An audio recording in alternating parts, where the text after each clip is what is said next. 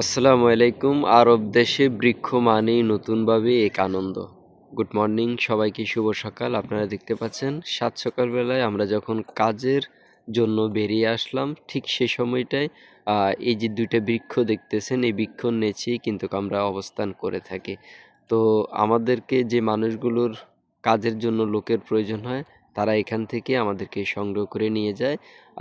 আজকে দেখুন পুরো জায়গাটা কিন্তু খালি পড়া আছে, কিন্তু কোনো কাজের সন্ধান নেই এবং কোনো মানুষ হয়তো এখনো আসেনি বা একটু পরে আসবে, এমনটাই মনে হচ্ছে। তো প্রবাসী বাঙালিদের জীবনটা যদি আমরা একটু করে হিসাব মিলিয়ে দেখি, তাহলে সেখানে কষ্টের কোনো শেষ নেই। যেটা সাত সকালবেলায় ঘুম থেকে উঠতে হয় ভোর ৫টায়, ৭টার আগে ওদেরকে চলে যেতে হয় সাইটে। সময়ের এই যে মূল্যটা, যেই আমাদের প্রবাসী বা আমাদের প্রবাসী ভাইয়েরা অনেকে আছে আমাদের নিজ দেশে থাকতে সময়ের মূল্য দিত না, সে মানুষগুলো প্রবাসে আসার পরে তিলে তিলে করে বুঝতে পারে কিভাবে অর্জন করতে হয় নিজের বাস্তব জীবনের জন্য অর্থ।